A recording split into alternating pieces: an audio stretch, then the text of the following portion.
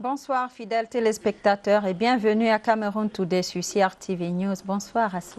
Bonsoir Amina. À la une du 7 journal, 2021 official examinations kick off in Cameroon as over 1,400 students the Probatoire technique and industrielle as well as bac du sciences et technologies du tertiaire.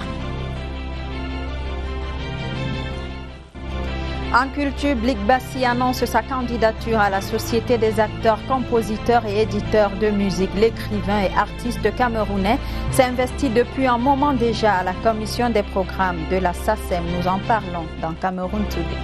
And in sports, the Confederation of African Football CAF confirms the postponement of the 2021 Africa Cup of Nations draw in Cameroon due to COVID-19. Now those are top stories. Get details right ahead.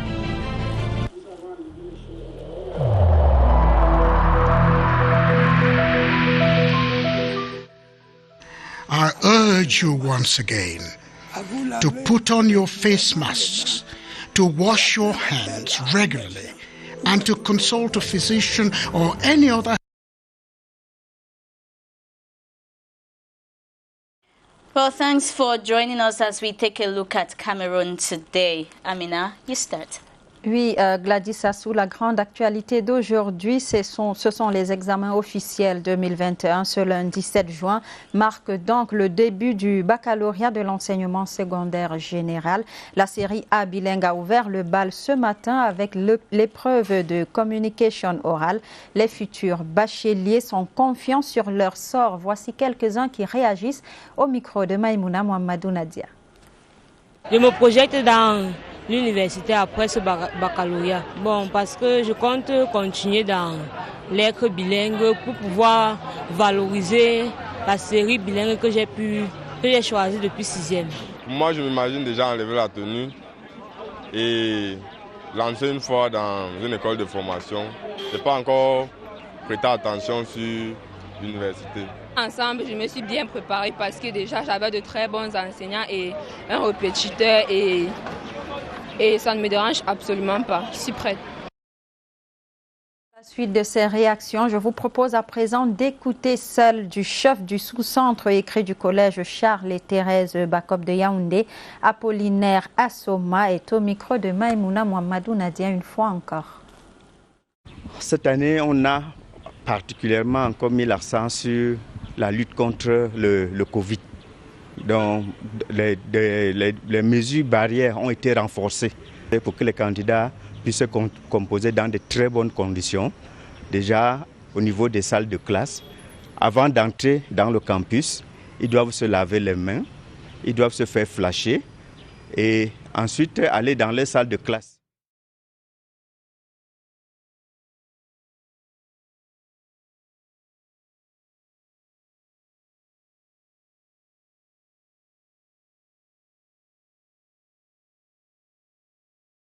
À la lutte contre le Covid, nous avons une salle d'isolement. Donc s'il s'avère qu'un candidat, pour une raison, est soupçonné, on l'isole et il compose sans problème. Et à Douala, dans la région du littoral, les candidats de la série bilingue ont passé les épreuves orales de ce baccalauréat. Et selon nos correspondants sur place, tout se déroule dans de bonnes conditions et dans une sérénité absolue. Ambiance dans quelques sous-centres de la ville de Douala, dans ce reportage de Gaëtan Tianga. Silence dans les salles d'examen au lycée technique d'Akwa à Douala. Seul le matériel académique est autorisé à faire du bruit. Les candidats cogitent depuis 8 heures sur l'épreuve de français d'une durée de 3 heures. Nous avons la série AK, la série CG et la série ESF. Tous commencent par le français. Les AK et CG vont continuer par l'ECM et les ESF vont continuer avec la géographie. Pour ce qui est du respect des règles barrières, seuls les élèves ayant leur masque sur le nez étaient autorisés à prendre part aux épreuves. Même réalité au lycée technique de Douala-Koumassi, où 1887 candidats étaient attendus. On a désinfecté le site pour commencer. Désinfecté les salles de classe, les ateliers, les bureaux, les toilettes. Il y a les élèves qui se lavent d'abord les mains. Ils passent dans le bac dans lequel on a trempé les serpillères et l'eau de javel. Et on vérifie leur température aussi. Au sein du lycée bilingue de Bonabéry, 26 candidats au baccalauréat A bilingue ont effectivement débuté les examens. Les candidats du baccalauréat technique et du probatoire technique industriel ont 2 semaines pour décrocher leur précieux sésame. Well, thanks for joining us for your news update. Now, the new Lamido of Garoua has received a letter of congratulations from the President of the Republic of Cameroon, His Excellency Paul Biya. It was handed to His Majesty Ibrahim El Rashidini by the Minister of Territorial Administration today during an audience. Details with Ebenezer Kanga. This was the first outing of the Lamido of Garoua, His Majesty Ibrahim El Rashidini, to Yaoundé since he was elected on May 10, 2021. For his first outing to the nation's capital, he was received in audience by the Minister of Territorial Administration. Paul Atanganji handed a letter of congratulations from the head of state to the Lamido for his election. The Lamido, in turn, expressed sincere gratitude to the head of state for the letter of congratulations. I wish to thank the President of the Republic, Paul Biya, for instructing the holding of free and transparent elections executed by the titular Ministry of Territorial Administration. Now, I have the obligation to deliver in the Garoua chiefdom. As auxiliary of the administration, His Majesty Ibrahim El Rashidini pledged to perform his task fully, while the Minister of Territorial Administration promised him the total support of the administration. Now, the June session of Parliament kicks off tomorrow at both the lower and upper houses of Parliament. At the National Assembly, House Speaker Honorable Kava Yege Jubil will chair the discussions at 11 a.m. Their deliberations will center around budget, orientation, debate, and children's parliament. Ifs Fomuso reports on the main topics to be discussed at the session. A June session of Parliament dedicated to the budget orientation debate that brings together members of Parliament and the executive together to exchange on government's budgetary and development choices for the coming year. The session will feature 3 special plenary sittings, one on the socio-economic and political stakes of the issue of land tenure in Cameroon and its legislative perspectives, another on the improvement of legal instruments on child protection, and the last on the perturbing issues of electricity and water. Junior parliamentarians will quiz members of Parliament and government officials on children's rights. 5 general committees of the National Assembly shall spring to action. Members of government will be invited to talk to committee members about government policy in their respective sphere of operation. And the General Certificate of Education examination kicked off across the national territory today. Schools in the nation's capital ahead of the day organized activities to boost students as they take on the challenging examination, some of which were graduation ceremonies and award of prizes. Giroje Nana visited the Christ the King College in Kofulu, in the outskirts of Yaoundé. They are not yet officially graduates, however, they are congratulated for their persistence and assiduity during the preparations of the exams they are about to face. The children will receive prizes in the presence of their parents, and some of the parents will continue to do what we've been doing, to do a kind of counseling to give them the courage that they should face the upcoming GCE examinations. A holy mass to bless the candidates prior to their ordeal, followed by the handing over of certificates of acknowledgement, bouquet of flowers, all these to add color to the ceremony. We are ready. We also thank the proprietor, we thank the parents, we thank everyone who contributed for the graduation today because it shows the beginning of success. Yes, I'm ready and I can assure you I'll have 5 A grades. As the exams kick off this Monday, parents and candidates remain focused on the real objective. Well, we're wishing all those writing the official examination success. Now, the Minister of Water and Energy, Gaston Elundwe Somba, has embarked on an evaluation mission in order to assess the level of work done on the construction of a 225 kilowatt power transmission line from Yaoundé to Abong-Bang. Upon completion, 150 localities will receive steady supply of electricity for homes and businesses on the Upper Nyong division of the East region. The project, funded by development partners and the state, is 65% ready with a December deadline. Amina. Thank you, Gladys Assou. Pour leur première année d'existence, les régions comme collectivités territoriales décentralisées ont bénéficié d'une subvention de l'État. Pour les prochains exercices, elles vont élaborer les budgets programmes. Les recettes et les dépenses seront alors tributaires de plusieurs sources de financement. Lumière sur la politique de financement du budget des régions avec Augustin Guizana. À travers les différentes sessions consacrées au vote de budget, les régions commencent à vivre selon les experts. En effet, les régions comme collectivités territoriales décentralisées se dotent des instruments qui leur permettront de poser la base de l'exercice des compétences qui leur sont transférées depuis quelques années. C'est à travers l'élaboration des budgets programmes tenant compte d'un certain nombre d'impératifs parce que les régions n'ayant pas existé avant. Elle doit donc tenir compte d'un certain nombre de documents qui n'existent pas encore au niveau des régions, notamment le plan régional de développement qui devrait être une priorité pour cette année, mais également les schémas régionaux d'aménagement du territoire qui sont également un document qui permet de donner la répartition spatiale des différents projets qui peuvent être menés dans le cadre d'une région. Le tout repose sur des ressources précises. Comme dans le cadre de la décentralisation, ça peut provenir soit de la fiscalité, du transfert de fiscalité, soit des dotations. Selon l'expert, il y a également des possibilités pour les régions d'avoir des dotations spéciales dans le cas où des charges nouvelles surviennent et demandent un surcroît de travail.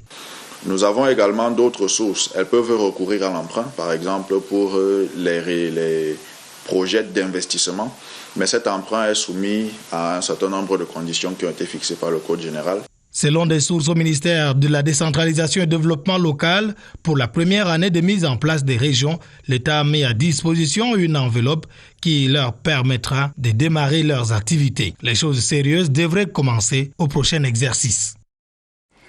En économie, le Cameroun capte près de la moitié des crédits bancaires octroyés au deuxième semestre 2020 selon la Banque des États d'Afrique centrale. Entre juillet et décembre 2020, le volume de nouveaux concours accordés par les établissements de crédit de la zone CEMAC aux agents économiques s'est chiffré à 3 820 milliards de francs CFA. Gaël Obono. Entre juillet et décembre 2020, le volume des nouveaux concours accordés par les établissements de crédit de la zone CEMAC aux agents économiques est chiffré à 3 820,7 milliards de francs CFA contre 32 056,6 milliards de francs CFA au deuxième semestre 2019. Cette information est révélée par la Banque des États de l'Afrique centrale dans son bulletin des statistiques sur les coûts et conditions de crédit dans la CEMAC. À en croire la Banque centrale, 45,78% du volume global de ces crédits bancaires a été capté par des agents économiques du Cameroun. Calculette en main, les entreprises, ménages et autres structures publiques ont capté 1 749 milliards de francs CFA de crédits bancaires au deuxième semestre 2020. Cette enveloppe double largement celle du Gabon. Viennent ensuite le Congo, le Tchad la Guinée équatoriale et la RCA. Cette prédominance du Cameroun sur le marché bancaire sous-régional est à l'image de la place prépondérante qu'occupe le pays dans l'économie de la CEMAC. En effet, ce pays à l'économie diversifiée abrite à lui tout seul environ 40% du tissu industriel de cet espace communautaire à 6 États et dispose du réseau le plus étendu des banques et autres structures de microfinance. En bref et en images, plus d'éthique et de transparence à la tête des institutions. C'est la dernière recommandation du Fonds monétaire international à l'État du Cameroun dans un rapport sur les risques fiscaux dans les gestions des entreprises publiques. L'institution souligne des zones d'ombre dans la rémunération des présidents de conseils d'administration, directeurs généraux et adjoints. Selon le FMI, le Cameroun devrait établir les règles de gestion des conflits d'intérêts à déterminer clairement les montants des honoraires des représentations pour les directeurs généraux et leurs adjoints. En guise de solution, l'institution propose de renforcer les dispositions légales relatives à l'éthique et à la gouvernance des entreprises publiques. Cameroon Today se poursuit avec vous, Gladys Sassou. Yes, Amina, and right now we talk about the fight against global warming. Over in the Ocean Division, environment activists are planning to plant over 5,000 mangroves in areas where they are being extinct. This was made known during a sensitization campaign carried out by the Kribi Regional Delegation of Environment, Nature Protection and Sustainable Development on the occasion of World Environment Day. Polycarp Atiye tells us more.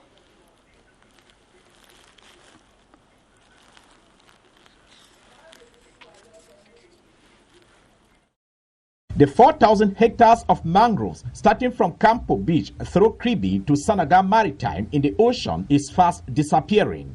Environmental experts, municipal and public administrative authorities, as well as stakeholders from the ocean and its environs, in a sensitization campaign organized in Kribi by the Ocean Divisional Delegation of Environment, Nature Protection and Sustainable Development to mark the celebration of the 2021 World Biodiversity Day, initiated a project to plant more than 5,000 mangroves to fight against global warming. It's for us an opportunity to also show what we can do to contribute to the objectives of the government and other actors. The fight against the extinction of mangroves and other environmental problems in the Ocean Division is not only an affair of the government, but a duty of everyone. This gesture was saluted by the third Assistant City Mayor of Kribi. We came here to sensibilize, to protect the environment, protect our mangrove. The more than 5,000 mangroves in the nursery are expected to be planted in heavily affected zones like Polongwe,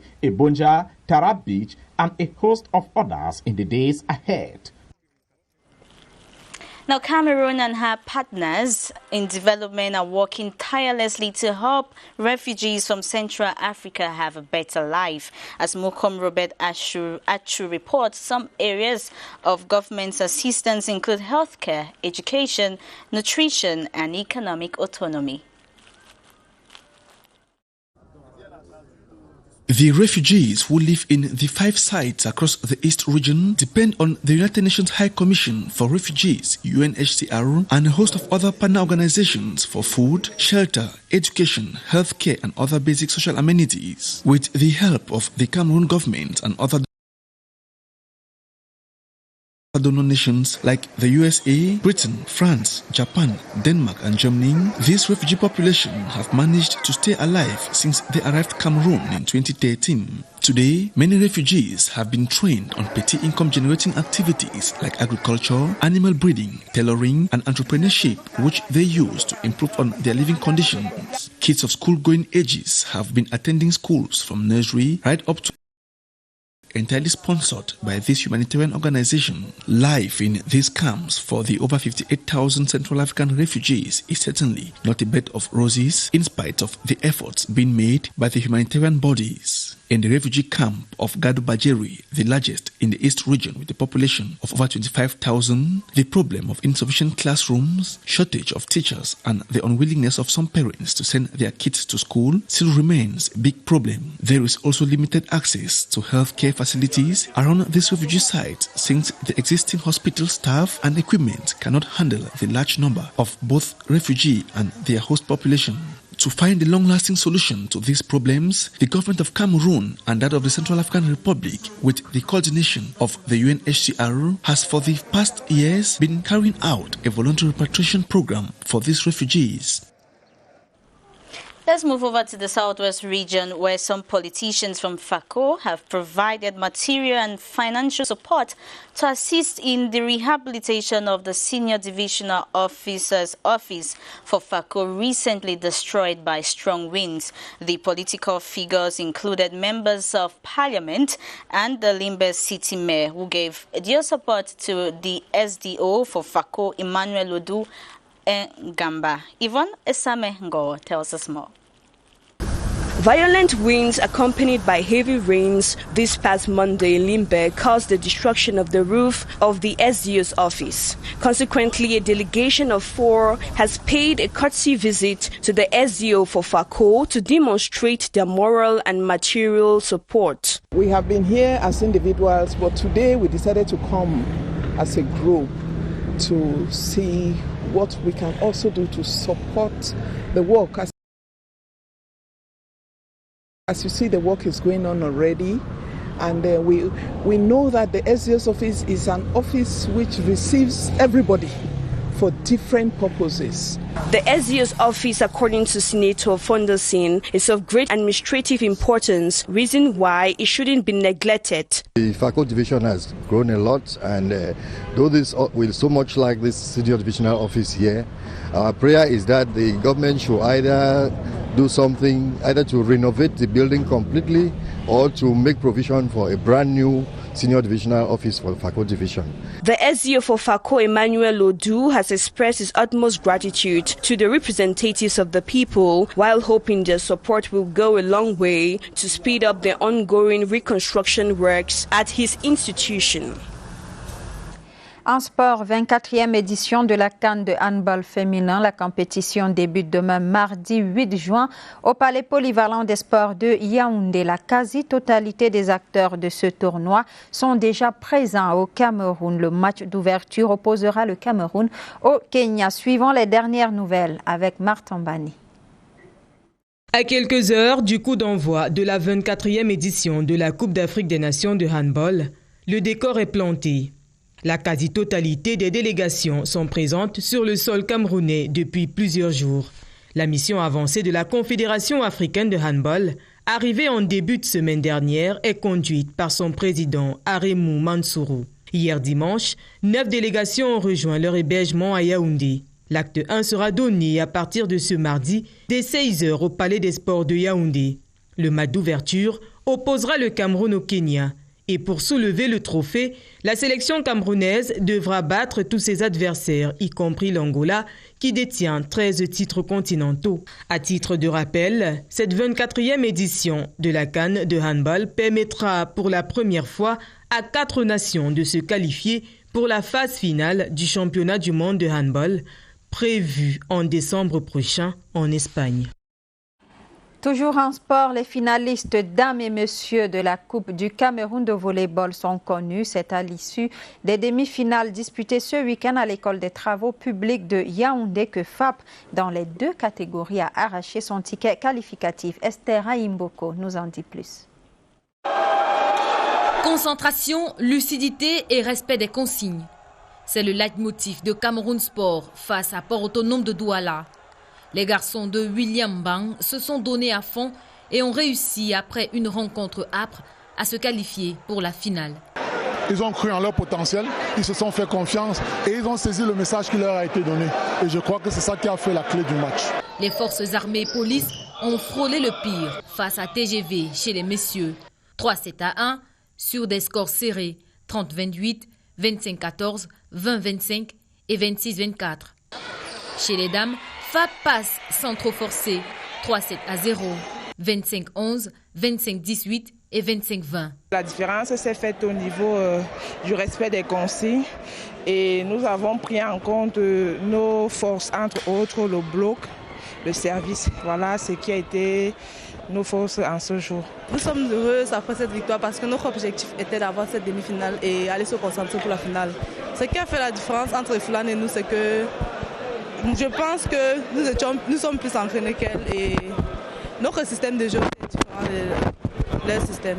Bafia Volleyball Evolution n'a pas pu contenir sa joie après avoir traversé en beauté le carré des demi, en battant Efulane par 3-7 à 0, 25-21, 25-11 et 25-13.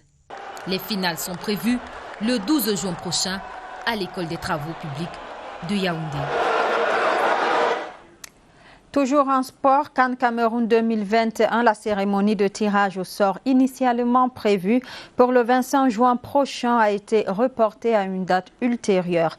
La nouvelle a été rendue publique hier par la CAF qui évoque des contraintes logistiques et organisationnelles. Le reportage de Serge Fouaski. Chrono arrêté, il faudra encore attendre. Le coronavirus paralyse une fois de plus la CAF. Le tacle irrégulier de la Covid-19 oblige la Confédération africaine de football à renvoyer le tirage au sort de la CAN 2021 à une date ultérieure. Dans une lettre adressée aux autorités camerounaises, le secrétaire général de la CAF, Véron Mosengo Omba, se veut clair. Nous reconnaissons les efforts déjà engagés par le COCRAN pour l'organisation du tirage au sort à la date initialement arrêtée au 25 juin 2021. Mais compte tenu des contraintes logistiques et organisationnelles, il nous apparaît indispensable de donner à tous les acteurs plus de temps pour finaliser chacun de son côté cette organisation que la pandémie du Covid-19 ne manque de compliquer. La Covid-19, encore elle, dans le jeu des sportifs depuis plusieurs mois, continue de compter les victimes et de reporter à une date ultérieure de grands moments de communion à l'instar du tirage au sort de la CAN.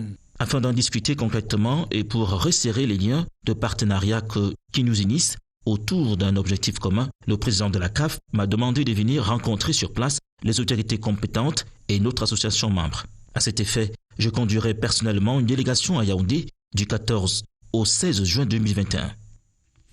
À la Confédération africaine de football, la nouvelle équipe dirigeante voudrait faire du tirage au sort la vitrine de la CAN.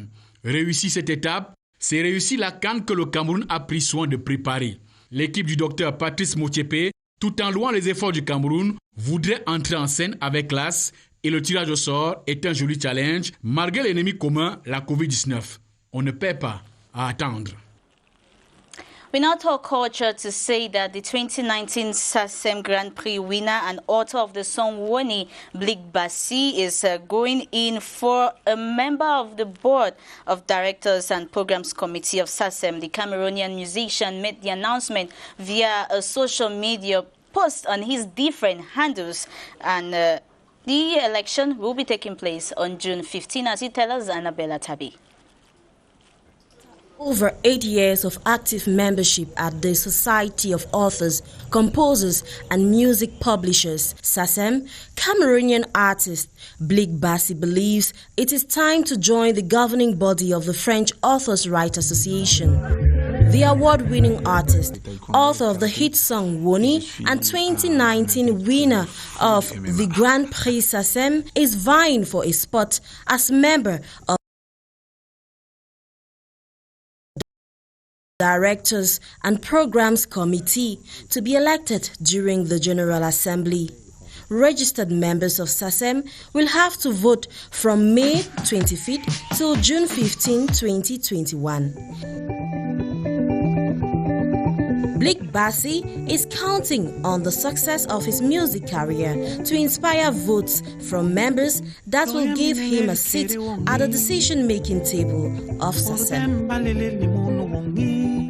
À l'étranger, 160 morts, c'est le bilan d'une attaque terroriste causée par un groupe armé burkinabé. L'attaque a eu lieu dans la localité située à une quinzaine de kilomètres de Seba. Balkissou Aoudou nous en dit plus. Les drapeaux restent en berne sur toute l'étendue du territoire burkinabé ce lundi. Un deuil national de 3 jours avait été décrété depuis samedi en hommage aux victimes de l'attaque du village Solane dans le nord-est du pays. 160 personnes ont péri dans cette attaque, considérée comme la plus meurtrière depuis le début des violences en 2015. L'attaque a d'abord visé le poste des volontaires pour la défense de la patrie. Des renforts civils de l'armée et des assaillants ont ensuite visité les habitations. On se souvient les 17 et 18 mai dernier, 16 personnes avaient également perdu la vie lors d'une attaque similaire. Face à la recrudescence des attaques djihadistes, les forces armées burkinabées ont lancé une opération d'envergure dans les régions du Nord et du Sahel. Well, thanks for staying with us. That does it for Cameroon today. Up next is Diane Gassa with Twilight. Stay tuned.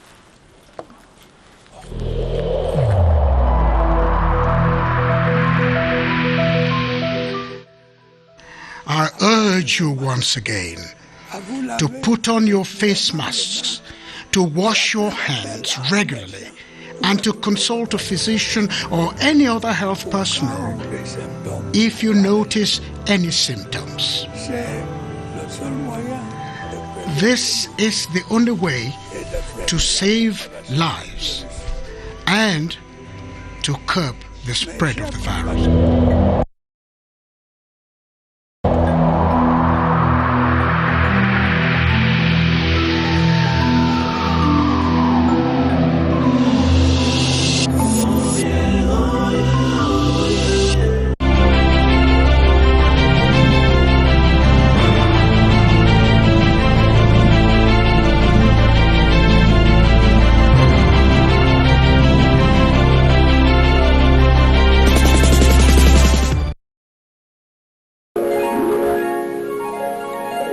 CRTV News, ici, toute l'info.